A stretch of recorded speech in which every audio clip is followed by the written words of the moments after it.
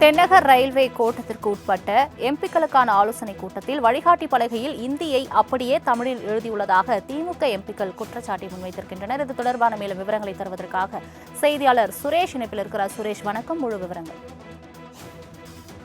வணக்கம் சலோமி. தென்னக ரயில்வேயும் சென்னை கோட்டத்திற்கு உட்பட்ட நாடாளுமன்ற உறுப்பினருக்கான ஆலோசனை கூட்டம் இன்று நடைபெற்று வருகிறது. இதில் நாடாளுமன்ற உறுப்பினர்கள் டி.ஆர். பாலு, தயாநிதி மாறன், கனிமொழி, என்.வி. சோமு, சசிகாந்த் செந்தில், கதிர் ஆனந்த், கிரிராஜன் உள்ளிட்டோர் ஆகியோர் கலந்து கொண்டனர். அதாவது கூட்டத்தில் கலந்து கொள்வதற்கு முன்பாக காரிலிருந்து இறங்கி கூட்டத்தில் நடக்கக்கூடிய அந்த இடத்திற்கு செல்வதற்காக சென்றார்கள். அப்போது அந்த இடத்தில் வந்துட்டு தமிழ், இந்தி, ஆங்கிலத்தில் சுலையா, சுபா, சிரோஜா என்ற தென்னக ரயில்வே அலுவலகத்தில் உள்ள அரங்குகளுக்கு பெயர்கள் என்பது வைக்கப்பட்டிருந்த அந்த போர்டில் இந்த அரங்குக்குள் செல்வதற்கு வழிகளை குறிப்பிட்டு வழிகாட்டிய போர்டு என்பது வைக்கப்பட்டுள்ளது.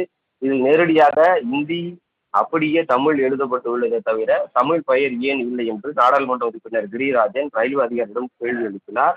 இதைத் தொடர்ந்து லிப்டில் செல்லாமலும் படிக்கட்டில் நடந்து கூட்டரங்கிற்கு வந்து பின்னர் அந்த பதாதையை திமுக நாடாளுமன்ற உறுப்பினர் டி.ஆர். பாலுவிடம் எடுத்துக்கொண்டு போய் திமுக மாநில உறுப்பினர் கிரிராஜன் காண்பித்தார் என்று சொல்ல முடியாது. தங்களின் முழு விவரங்களுக்கு நன்றி சுரேஷ்.